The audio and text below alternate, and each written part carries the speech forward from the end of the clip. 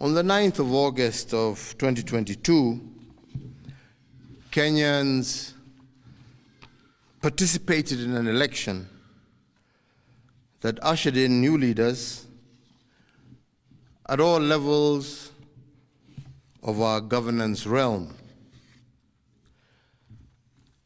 Following a dispute in the presidential election,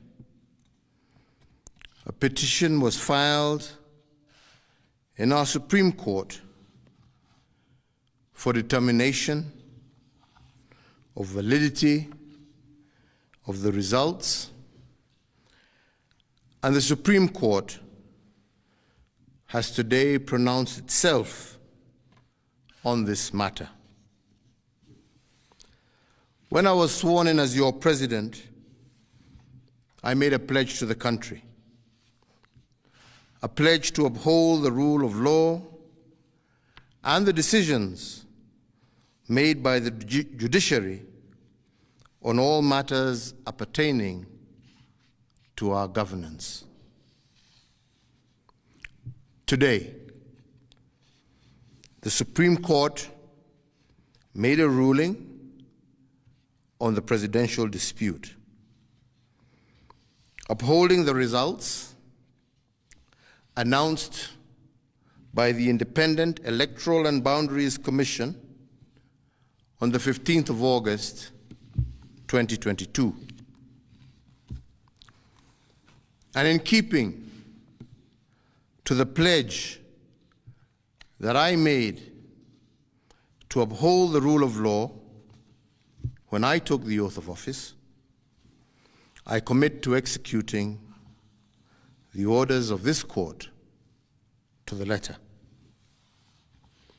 The process of handing over is in progress through the Assumption of Office Committee, which actually has already begun its work as of August 10th, 2022. And indeed, it is my intention to oversee a smooth transition to the next administration, and all the necessary orders to facilitate this process have already been issued. And because democracy is a work in progress, I urge the country to respect the institutions that midwife our new leaders. And in doing so, I also urge citizens to constantly put them under scrutiny, for this is the civic duty of every single Kenyan.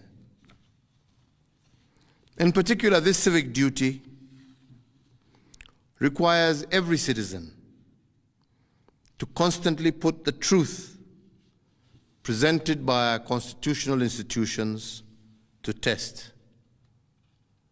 And they must test them for coherence, but also for correspondence.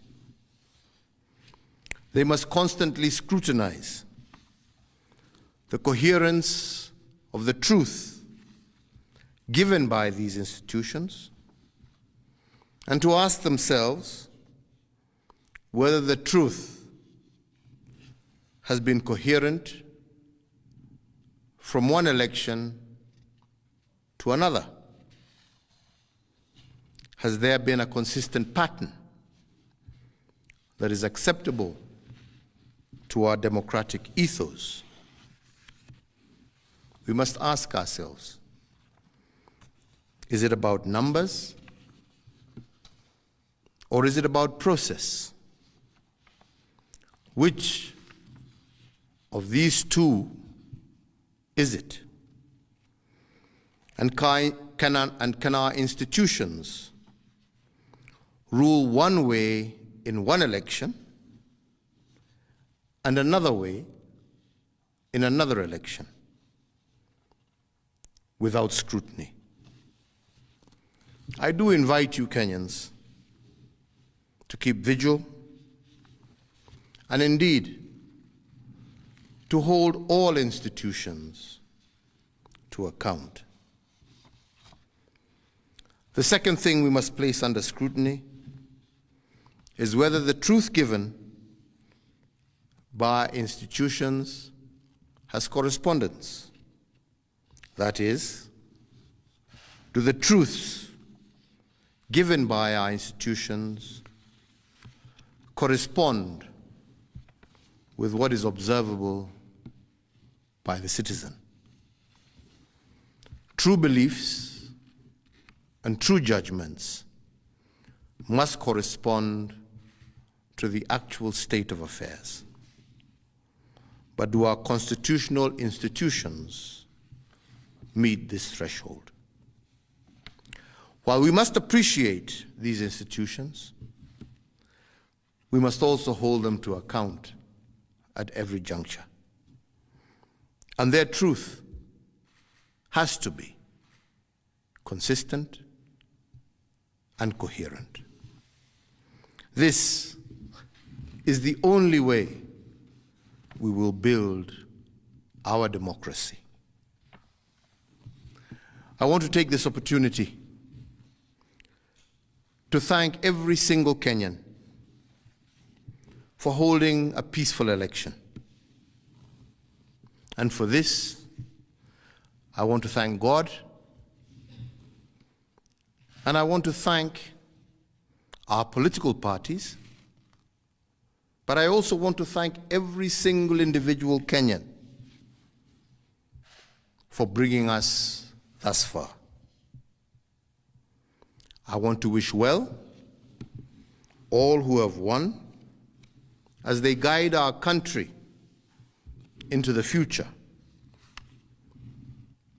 And I thank you all for the opportunity to serve, and I say, may God bless you all, and may God bless this great Republic of Kenya. Asante.